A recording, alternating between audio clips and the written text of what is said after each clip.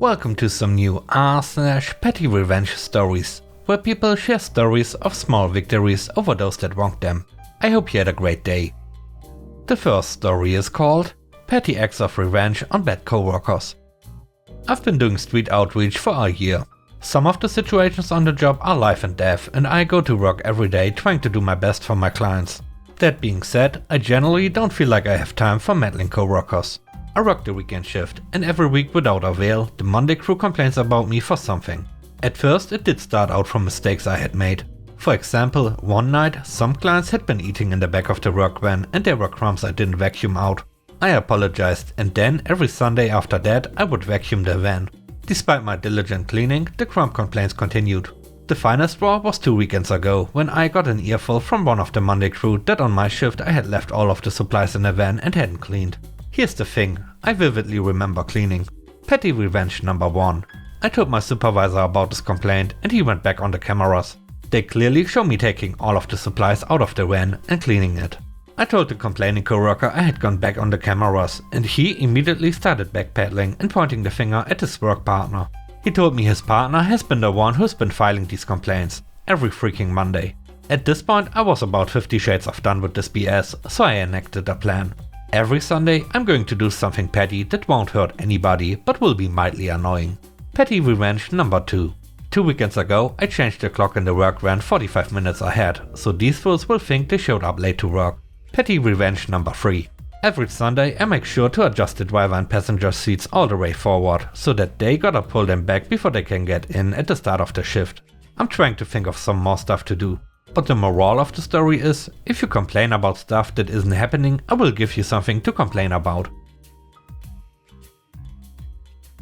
The next story is called Spam Call. Like most people, my wife and I get spam calls. Admittedly, we don't often get them, but when we do, we just hang up on them. Until today. My wife starts getting spam calls from the same company, and we know they are spams as they always ask for her using her maiden name, not my surname. So she says, I'll just get her for you, before handing the phone to me telling me to do my thing. Me with a very obvious, I'm just messing with you old woman's voice. Oh hello, I'm wife's first and maiden name. Hello, yes, I'd like to talk to you about life insurance. Life insurance? Oh, well, you see, I'm old. I don't have much of a life these days. I'm 93 years old. Even more reason to get it, to protect your family. Well, as it happens, I don't have any life at all. I died 3 weeks ago. You died 3 weeks ago? Yes, I died 3 weeks ago. Poor old heart just gave out. The funeral is next Tuesday if you want to go. At the crematorium on Tarworks Road. No, thank you. Sorry to hear you died and sorry to disturb you. Goodbye. And thankfully we never heard from them again. If we want life insurance or whatever it is you are selling, we will call you. The third story is called Take Credit for My Work. I work at a company that cleans buildings. Windows, gutters, carpets, you name it. My old manager would bark orders at everyone while they did all the work. I'm the on-site supervisor, but unlike other supervisors, I actually do the most dangerous, physically intensive jobs on site. Ladders, machines, etc., while the other workers assist me. One day I did about 80% of the job single-handedly, while the manager and the others messed around all day. Later on, I get written up. I found out she had taken credit for my work and lied, saying that it was me who was messing around, and the idiot boss believed her. I told them she was full of crap, taking credit for my work, and I was going to quit. They begged me not to go and upped my pay. I was still angry.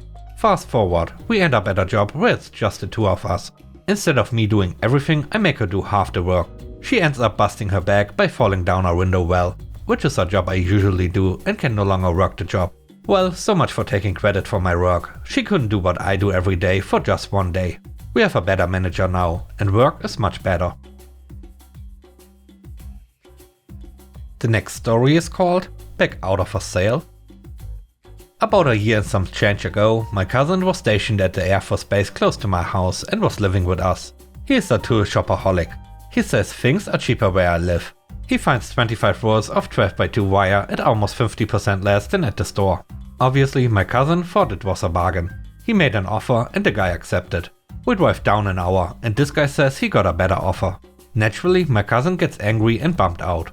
I told him we should totally mess with this guy. I got the same app and found the post. I made an offer for the full price of the cable, which was steep. I can't remember how much exactly, but it was more than $2,000. After messaging for hours and making him drive an hour past my house, he lives south, I live north, he tells me he's at the random store where we agreed to meet. I blocked him. A few minutes later he messages my cousin telling him the buyer backed out. Cousin makes a counter offer even cheaper and the guy shows up at my house, gets less than 50% and unloads the cable for him. Cousin wasn't sad anymore. The last story is called Shoplifter Revenge.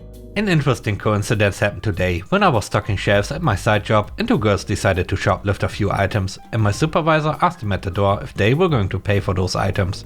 They were petty items, as this was a Dollar Tree where everything is $1.25.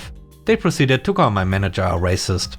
All three of them, the two girls and my soft voice manager, are black.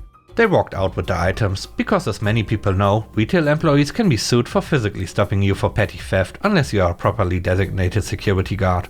We've been getting ravaged lately by theft and our location is getting flagged from regional for low margins as our hands are tied. The coincidence came when I and a coworker who managed it decided to grab a bite together in my other job where I could get us the employee discount.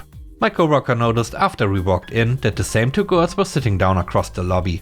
I chuckled and we started eating when one of them was called over by my manager there for an interview to begin. Then the other one was interviewed. After they were done and walked out, I motioned my manager over and explained the incident that happened less than 2 hours prior. My coworker backed me up and she was very happy to dodge those two bullets. They are no longer under consideration for a position. And with that, we end today's video. Let me know what you think about the stories. On a scale of 1 to 10, how would you rate the stories and today's video? I hope you enjoyed the video. If you did, please don't forget to subscribe and hit the like button. And I hope you have a great day. Stay safe. Bye bye.